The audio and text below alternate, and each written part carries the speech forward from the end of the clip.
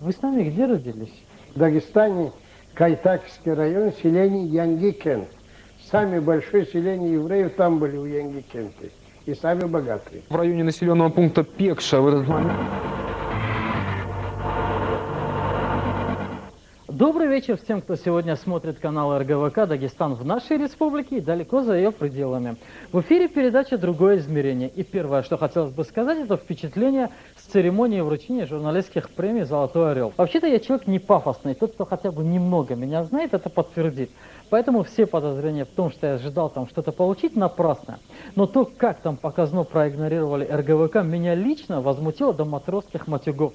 Больше года в полном объеме работает целый канал, выдающий самые рейтинговые новости и кучу других программ. А союз журналистов этого просто не заметил. Как такое объяснить?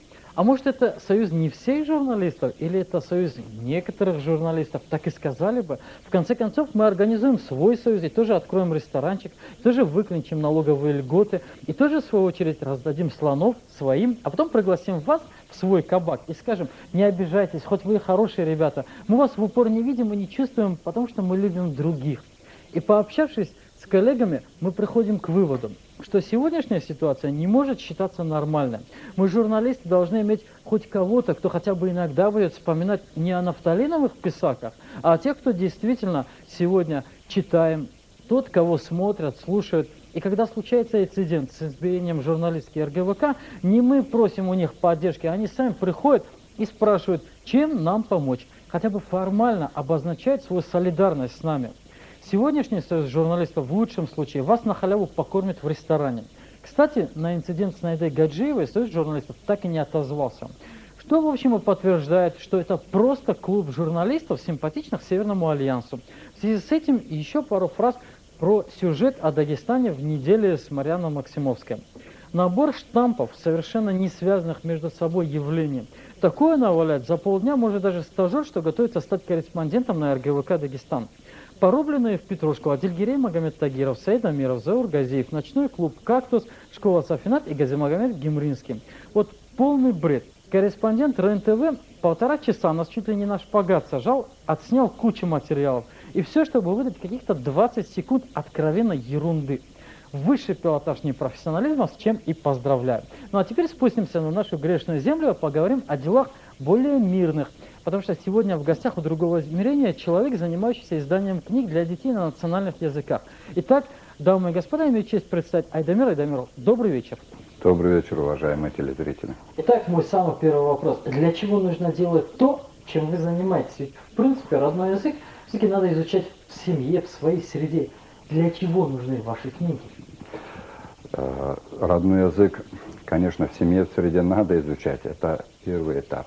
Но если родные языки не изучать, в общеобразовательных школах, в вузах, при приеме в вузы обязательно не ставить экзамен по родному языку, это тихое обречение любого языка. Подождите, тихое обречение языка, я согласен с вами, да? Даже не надо аргументировать. Но в этом мире погибали и более великие языки, и ничего страшного. Вон сагдийская цивилизация, вот латинского языка, на живом языке никто не разговаривает, мертвый есть, а живого нет, и ничего страшного. Для чего нужно это все, вот это спасение языка, если, в общем-то, в нем отпадает необходимость, на нем перестают разговаривать, и все.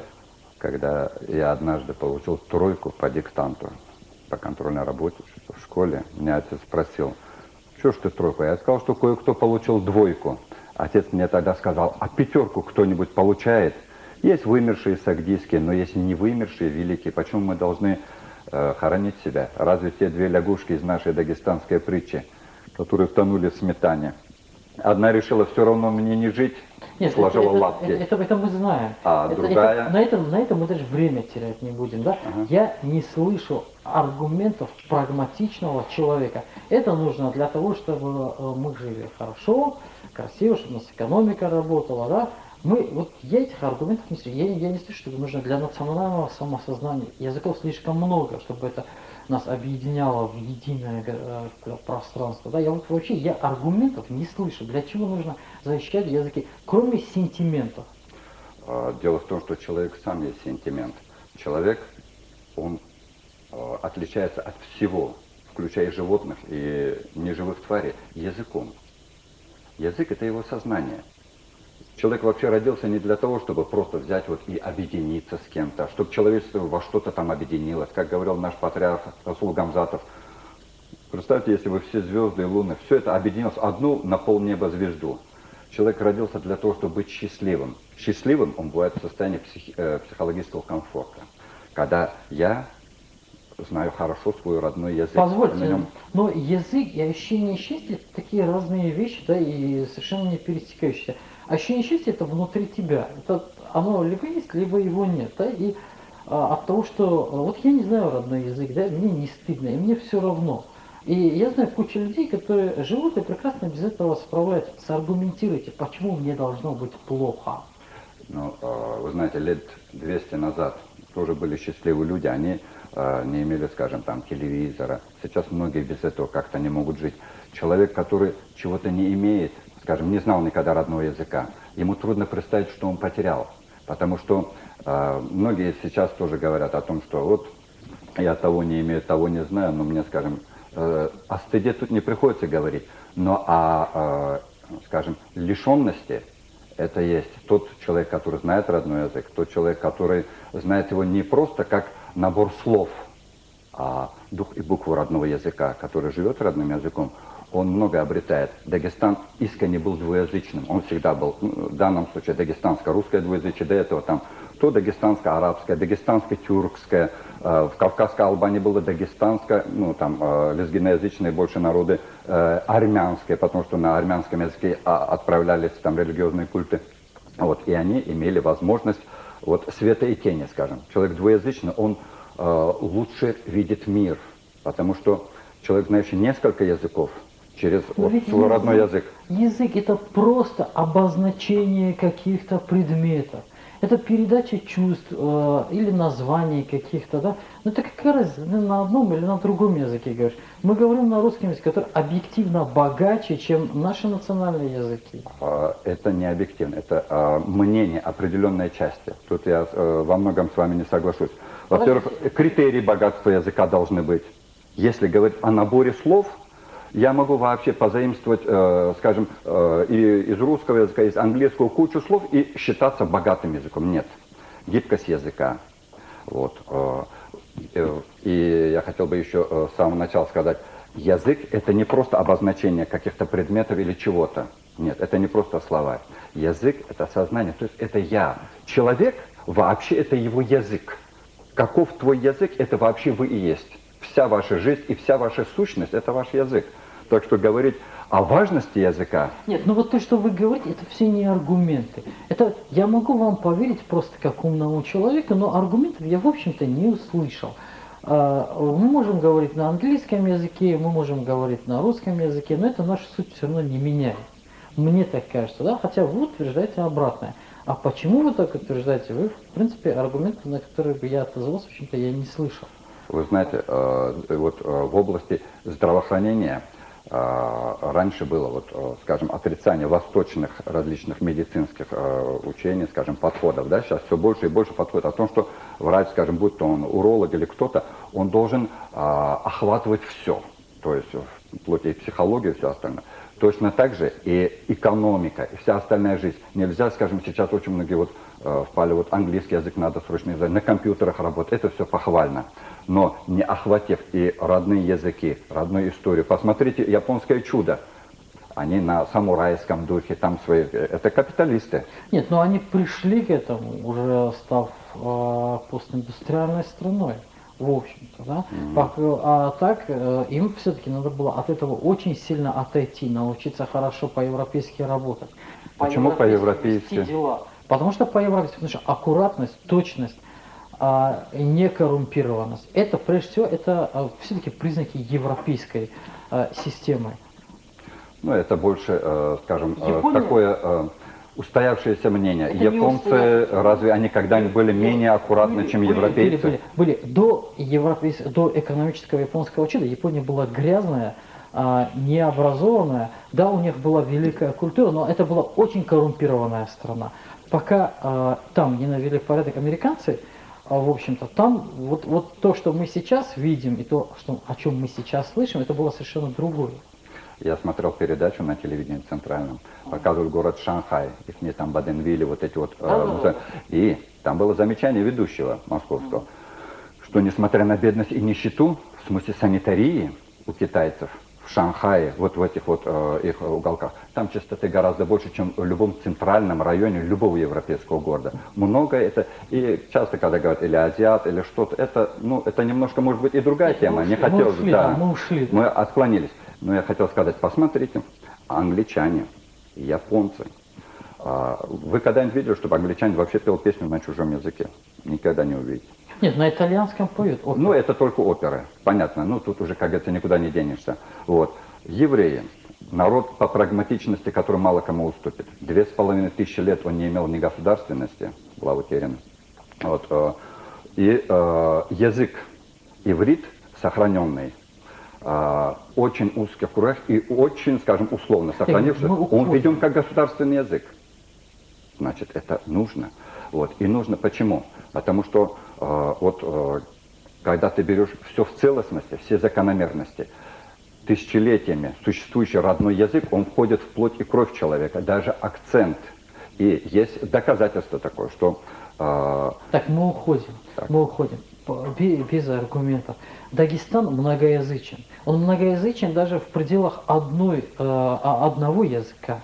Слово «мама» может даже вот на даргинских языках, на даргинском языке обозначаться по-разному. Да? Вы предлагаете учебники для детей, ориентируясь на какой-то один разговор, да? Вернее, на один, да, литературный. Опять-таки, кто сказал, что это литературный? А чем, допустим, другой диалект хуже, чем этот? Значит, мы можем поддержать этот, а убить другие. Но если мы так будем подходить, тогда, а кто сказал, что скажем, русский язык, он существует же, литературный русский язык, там же у них были и вятичи, и там помор, и масса других различных, которые новгородцы окают или что-то. Представьте, если сейчас вот так начнут рассуждать русские, там каждый со своим говором, и они тоже, одни говорят папа, другие говорят батя, третьи еще как-то скажут. Это все есть, но есть у любого народа, который хочет жить дальше и идти в будущее, а не вымирать как сагдийцы, один литературный язык. Один литературный язык, на котором написано Евгений Онегин, на котором написана «Война и мир», на котором написана масса роскошной литературы, которая гордость этого народа. Да? Вот. У нас пока еще, да, пока, я надеюсь, что пока таких гениальных произведений или такого уровня произведений нет на этих языках. Поэтому называть их литературными. Литературный язык – это язык, на котором написана великая литература. Да? У нас такой литературы практически нет. Вы знаете, вы выбрали русский язык. Существует масса литературных языков в мире, государственных языков, целых независимых государств, на которых вообще даже средней руки литературы не существует. У нас, есть хотя бы Расул Гамзатов, скажем, да, вот, у нас есть великий Амарло Батырай. У нас, не знаю, как их, если сравнивать, кто как любит, да, и у нас, когда существуют, скажем, различные секции писателей, даргинская секция, скажем, или аварская секция, там же не бывает по диалектам. И притом, это как два жадных медвежонка. Если, скажем, каждый диалект будет на свою сторону тянуть, он тогда себя должен назвать отдельным народом. Он должен сказать, нет, мы не даргинцы, мы кубачинцы. И, скажем, взяли флаг и идут вперед. Это другой разговор. Но если они считают, что они даргинцы, значит, у них должен быть один литературный язык, им же во благо. Нет, во-первых, считать ты можешь себя вообще кем угодно. И, в принципе, человек, наверное, должен быть самодостаточным, да, и, в принципе, не надо смотреть, кто о тебе там что думает, и кто как на тебя посмотрит. Если ты уверен в том, что ты прав, тебе этого должно быть достаточно. Но, опять-таки, вот во всем том, чем вы занимаетесь, да, все-таки есть какое-то... нельзя вот так односторонне, да, вы кого-то, получается, так вот приподнимаете какой-то язык, допустим, литературное течение в этом языке, при этом вы подавляете другой, но эту мысль, в общем-то, я уже выражал, но, в принципе, да, вообще вот все это попахивает откатом назад, вот в прошлое. Нельзя выйти из пункта А и прийти в пункт Б, оставшись в пункте А одновременно. Мы должны идти вперед, мы должны уходить от своего прошлого, от того образа жизни, да. Вот мне кажется, то, что вы предлагаете, это все балласт, который нас держит и нас тянет назад. Нет? Мы должны идти вперед. Я согласен, вот чтобы идти вперед, потому что у нас, может быть, не было какой-то литературы, хотя она была, но во многом арабоязычная. В средневековье Дагестан назвали там, по-моему, Бах-ан-Эльм, море науки, но, к сожалению, они писали то на арабском, то на персидском, то на каком-то, и немного осталось то, что на наших языках. Задолго до Ломоносова жил Магомед Кудутлинский, который на аварском языке написал учебники и по физике, и по математике, но распространение вот в исламском мире национальные языки не получают. У нас, кстати, ни в одном медресе нигде не преподают родные языки. Ой, как интересно. Только арабский язык, да? Вот. И притом, в свое время Петр I заложил основы русской науки. Посмотрите, какая революционная страна. Университеты появились, все остальное. В 18 веке. Но до Петра I Дагестан просто опережал. Академик Крачковский говорил, что Дагестан по уровню образованности находится далеко впереди самых развитых европейских государств. Но это было в основном на арабском языке. Нет, это было по тем временам.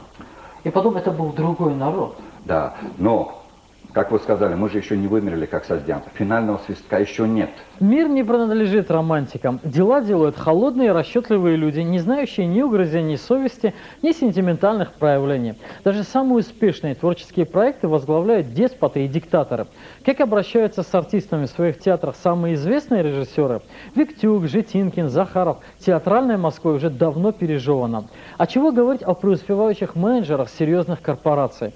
Это не наше время ввело моду на циников. Это естественный отбор. Вспомните сами, когда вы имели дела с идеально организованными партнерами. Вы всегда восхищались тем, как у них все просчитано, уложено по полочкам и никаких отклонений. Это как раз то, когда мы называем европейским уровнем ведения дел.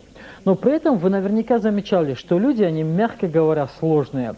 Вот так всегда. Либо одно в человеке, либо другое. Но есть случаи, когда замечательные человеческие качества просто необходимы для того, чтобы человек был мастером своего дела. Первая учительница, детский врач просто по определению не должны быть другими. И люди, которые даже косвенно способствуют, чтобы это было не так, преступники. Но когда сталкиваешься, что нет ни профессионального уровня, ни человечности, тогда начинаешь задумываться, почему. И, пользуясь служебным положением, спрашивать, почему. И вот тогда, когда те, кто в этом виноват, бегут от ответов на вопросы, как с тонущего корабля крысы. Хотя этот корабль топят именно они. Но, впрочем, вернемся к теме нашего разговора. Я хочу быть счастливым. Я хочу, чтобы со мной были родственники, чтобы вокруг была та среда, на которой я вырос. Я вырос на языке... Но вы это имеете. Итак, если человек... Так, если... Я хочу дать возможность и другим. И притом... Но не будут говорить на тех языках, которые вы пишете в своих учебниках. Говорят на том языке, которому научили в детстве, в семье, в среде. Да? Вот то, что вы делаете, это скорее вот это как какое-то, я не знаю, это так для утешения. Там, вот мне вот так кажется. Вы знаете, вот примерно такой же позиции придерживаются некоторые директора школ и районов. Они говорят так, отменяют там группы родных языков, говорят, вот этот ребенок сказал, что вот он не хочет, или родитель, он не хочет родной язык. А почему не спрашивают, а хочет ли этот ребенок вообще изучать английский, русский язык несколько раз в неделю, физику, химию? Вы в детстве помните, как в школе директор говорит, дети, сегодня, скажем, там уроки отменяются, все они радуются, они вообще не будут половины уроков посещать. Надо их сделать обязательными. Вот аппетит приходит во время еды. Вот на столе директора школы Мироновой было такое, извините, тот, кто хочет что-то делать, тот ищет средства. Кто не хочет делать, ищет оправдание. Оправдание пораженчеству всегда можно найти. Вот я с этим согласен, но есть ситуация, когда вот я вижу по своим детям, да, что у них куча уроков. Да. Им и так сложно, да? Плюс еще объем информации, поток просто информации. Мы живем в информационном обществе. Грузить их еще и вот этими малозначащими, в общем-то, в их жизни вещами, я вообще не считаю нужным. Опять-таки, это их выбор. Они ходят на национальные языки. Но для меня это вообще не принципиальный момент. Ну, брать отдельное мнение одного человека, Нет, это одно. только Но когда мое берется мнение, массовое да. для любого народа, скажем, да, что вообще принципиально для человека? Опять же, вот это вот, говорят, масса информации, масса каких-то предметов. Ну, а почему на задворках должен быть именно этот предмет? Самый важный, кстати, предмет, на мой взгляд, это мое мнение. Ведь, опять же, это вся информация для чего? Эти уроки для чего? Для того, чтобы этот человек получил знания, которые не являются целью, они являются средством, опять же, жить счастливо. Человек живет счастливо для чего? Чтобы влюбиться. Правильно же? Чтобы встречать родных и близких, чтобы жить в мире, в согласии. Это все, скажут, эмоции или как. Человек живет ради эмоций, ради ощущения счастья. Человек не живет, вот есть ложное такое, вот прогресс. Ну что прогресс? Вот просто взять 800-этажный дом, построить где-нибудь и считать, что дагестанцы прогрессивнее всех, или построить вот Нет, самый длинный канал. Это все демагогия. Это все демагогия. Люди живут реально, зарабатывают деньги, испытывают ощущения. Да. Мы, вот ничего другого нет. Вот есть только инстинкты и желания. Вот, ну я не знаю, в конце концов, раз вы взрослый умный человек, занимаетесь тем, что вы занимаетесь, и раз есть люди, которым то, что вы делаете, нужно, ну, наверное, значит, действительно нужно, и мое мнение тут, в общем-то, ну, всего лишь мнение. Да, я как бы не настаиваю на том, что это истина. Но самое интересное, в чем мотивация ваших поступков, зачем вам это все нужно? Вы знаете, очень часто говорят, что нет учебников, нет такой возможности. Когда мы показываем свои издания, даже случайно в маршрутке, когда вот я езжу в командировке где-то, а где можно это достать? Может быть, 90% дагестанцев, ну, они хотят, как в этом фильме, влиться в добрую толпу, скажем, всех ассимилировавшихся. Но есть же какая-то часть, которая тоже имеет право на жизнь. Демократия – это тогда, когда прислушиваются и к меньшинству. Какое-то меньшинство дагестанцев, оно считает так, что они все-таки, вот, скажем, готовы отказаться от вливания, скажем, в какой-то полуторамиллиардный или миллионный там, или что-то народ, они хотят остаться самим собой. Потому что самое низкое, что есть в человеке, это желание подражать. Это когда, вот по телевизору я часто слышу, вот этот юзер или что-то. Ну почему ты не говоришь пользователь, чтобы запутать человека и вот замучить, чтобы у него было замыкание мозгов? Вот большая проблема самого, скажем, российского телевидения. Они говорят, скажем, о русской идее, о том, что мы, скажем, Россия, о целостности, все, да, хорошо, великая история. Но почему же тогда столько этих ведущих говорят этих английских слов, специально, чтобы их не поняли? Потому что мир меняется, потому что мир изменился, Нет. мир идет за лидером, а лидеры англоязычные. Вы можете сейчас говорить все, что угодно о своей истории, но самая богатая – это Америка, самая сильная – это Америка, и, в принципе, она наводит порядок в мире. Вот когда, я помню, даже вот когда, как болельщики футбола, да, помню, в детстве еще говорю, вот я болел за Динамо Махачкала, да, во времена, там, скажем, Алаб уже, а другие говорят, вот нет, я вот болею там за Динамо Киев, за ЦСКА или что-то, да, за сборную Бразилии, скажем, против или что-то. Я считаю, ну, это мое мнение, только низкая психология может, скажем, болеть просто за сильного. Потому что она ничего не дает, кроме подражанчества. Вопрос не в том, что мы болеем за сильного, да? Я хочу, чтобы моя страна была сильнее этого сильного, да? Но других путей к тому, чтобы стать сильнее этого сильного, нет. Надо быть гораздо лучше них, чтобы их победить, да? А для того, чтобы их победить, надо развивать свою экономику, надо бороться с коррупцией, надо заставлять людей работать. Подражая сильнее не станешь кто сильнее тебя. Срисовывая эти схемы, то, что предлагаете вы, косвенно подталкивая, да, это то, что тащит нас назад. И другой вопрос, следующий за вот этим. Да, вам не кажется, что вот будя в людях их национальное самосознание, да, вы все равно, хотите вы этого или нет, подталкиваете их к национализму? Ну не к шовинизму же. Национализм, вы знаете, это... Не, это то же самое. Нет, это не то же самое. Ну, если вы в таком контексте, да, я хочу сказать, что нет, не подталкиваю, потому что националистом станет человек необразованный. Тот, кто не знает родного языка, он озлоблен, он завистлив, он видит, что тот лидер, тот сильный, тот что-то. Вот. Человек, скажем, нищий, вот бедный, когда он видит богатого человека, он немножко, даже получая, скажем, тот платит его за стол и все остальное, он немножко на него зол, он про себя, скажем, выпивает тост за этого человека, он думает так, что он его обокрал. Точно так же народ с низким, скажем, уровнем культуры, у него все равно элементы национализма остаются, но он бывает озлоблен и агрессивен. Знать свой язык и уровень культуры – это не одно и то же. Это главная точка опоры я культуры. Я знаю массу людей, которые очень хорошо знают свой язык и даже очень неплохо образованы, но при этом они совершенно не культурные. Вот, мы знаем массу таких людей. Нефть обычно бывает вот при стыке, скажем, горы и плата. Но это не означает, что она должна быть везде, где это есть.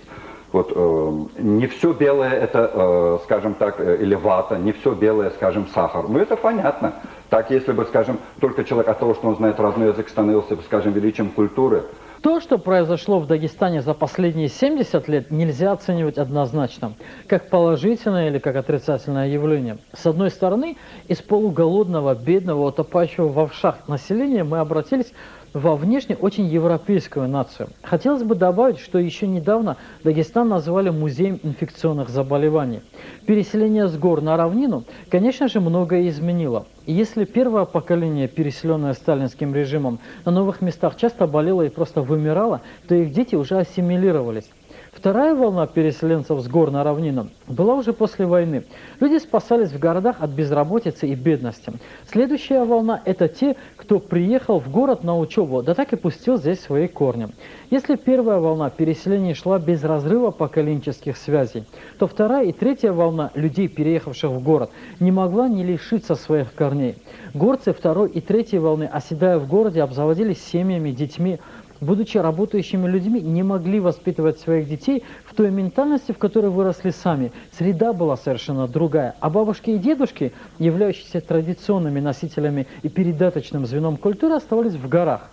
Дети же, между тем, вырастали в советских детсадах и хрущевских квартирах, в лучшем случае зная родной язык, и уж точно не являясь ментально горцами. Конечно, после всего того, что произошло с нами, мы совершенно другой народ. Кстати, ни в одной из северокавказских республик такого разрыва поколений не было. Так, по-вашему, почему все-таки дагестанцы так изменились, как этнос? Потому что, во-первых, в свое время очень большую рану нанесло вывоз целого эшелона стариков. Вот преемственность поколений, это вот когда Ломоносов и Тарасюк в 1937 году, 1000 людей в Котлас. Многое было недопередано. Это раз, один этап. Во-вторых, именно отношение к языку. Дело в том, что родной язык, он, когда не передается тебе, этот человек, он вот провисает на полпути, у него идет сжатие сознания. Потому что если, скажем, человек даже ассимилировался, это должно пройти хотя бы поколение два, чтобы он ассимилировался полностью, пока он помнит, что он, скажем, принадлежит как бы этому народу, разговаривает на этом языке, у него вот идет раздвоение сознания. Потому что он себя не самоидентифицирует ни с теми до конца. У него вот точка опоры, на что он наступает для прыжка, она немножко слабенькая. Вот. Человек, который хорошо знает, чей он сын, хорошо знает родной язык, достойно знает историю своего народа, у него хорошая точка опоры для прыжка. То есть он идет ради чего-то, у него есть стимул, тогда он идет, скажем так, к Богу. Вот всегда должен быть какой-то стимул. Поэтому-то и существует вообще, скажем, и патриотическое воспитание, и идеологическое, и третье, десятое. Любая религия, любое государство, оно этим занимается. Поэтому значение языка, начиная от платоновского кротила, не зря этому придавали значение все самые вершинные умы мира всех времен. Фирдоуси первый написал, который Шахнаме, вот, первый-то Рудаки, но он этому посвятил, на фарси. Он считается именно великим поэтом, потому что он возродил именно национальное самосознание парсов. Его строки, где он пишет, вы говорите вот о богатстве, но Фирдоуси говорил так: «Рассыплются стены дворцов расписных от знойных лучей и дождей проливных, но замок из песен, воздвигнутый мной, не тронут ни вихри, ни грозы, ни зной. я жив, не умру. Пусть бегут времена, недаром рассыпал я слов семена, и каждый, в ком сердце и мысли светлы, почтит мою память словами хвалы. Человек отличается от всего на земле именно сознанием и своими эмоциями, своей любовью. Вот когда человек понимает, что он любит, вот грязно в том городе, где люди не любят друг друга. Вы заметили, какая мода носить была обувь? Вот и до сих пор, по-моему, эти остроконечные. Любой психолог вам скажет, что это вот агрессивное начало. То есть это у нас мода, у нас многие железки какие-то или что-то. У нас сейчас люди прыгнули и не знают, куда приземлиться. Надо просто... Времена никогда не менялись. Всегда воровство, блуд, трусость, скажем, обман, все такое, ложь. Это всегда было минусом. Сейчас время никогда не менялось. Потому что для Бога нет времени. Вот и это все отражается. И через 1000 лет тоже будет. То, что писал Гомер, то, что писал Расул Гамзатов и вот, скажем, другие, это все одно и то же. Просто есть люди, которые отлынивают, и люди, которые не отлынивают. Это всегда одно и то же. И сейчас, кстати, во времена имама Шамиля, проблемы были именно с развратом. Тоже. Женщины, которые так, они из-за этого тоже начали. То есть и тогда это было всегда. Нет, подождите, когда вы такие вещи говорите, у вас должны быть документы, потому что это все очень ужасно. Это же история. Понимаете, просто я представляю просто людей, которые сейчас сидят у экранов, вас слушают, и развод во времена имама Шамиля. Просто если есть какие-то документы, вот, то, в принципе, есть какие-то документы, подтверждающие это? Вот даже книга, скажем, Хаджи Мурата Мугоева «Буйный терек», там описывается как. Вот, я просто, чтобы не затягивать время, да? Вот женщины в каком-то виде были. И притом, это описано, это историками против чего-то и боролись. Но есть фраза первого имама Дагестана, Гази Магомеда, который говорил: дагестанцы, горцы, мужчины, будьте людьми сегодня, чтобы завтра на вас, как на скотинах, не таскали камни. То есть человек, который не является самим собой, Бог вообще зачем сотворил весь мир? Говорят, ради того, чтобы человек ему поклонялся, это все Богу не нужно. Он его сотворил, чтобы выразить себя. И каждый человек, когда ты что-то делаешь, он должен знать, зачем он сотворен. Каждый человек родился, чтобы выразить самого себя. Каждый народ для того, чтобы выразить самого себя. Если же, скажем, вот я лакец, если же, скажем, считается, что мы исчерпали свой ресурс, да, но народ, который не исчерпал свой ресурс, он должен выразить себя, потому что его история, она для чего-то нужна, Бог его для чего-то сотворил. Если он ни для чего не сотворил, просто, скажем, для того, чтобы получать такой-то урожай пшеницы, переваривать это все и после этого, ну, скажем, считать, что он красиво пожил, скажем, много поел, много поплясал, много потанцевал, это самое ужасное для любого народа и для любого человека. Вот уж воистину, когда с тобой что-то происходит, сразу не угадаешь, чем это для тебя закончится. Жизнь штука хитрая. Иногда уже и пепел приготовишь, дабы голову обсыпать, и слеза готова, и рыдания вот-вот вырвутся из тебя. А нет, небольшой разворот, и судьба тебе, как из рога изобилия. Но как часто бывает и наоборот. И здесь хочется процитировать классика. Дождь одинаково льется и на праведников, и на грешников. И если вы промокли, это не значит, что мы прокляты. Это было другое измерение. Счастливо!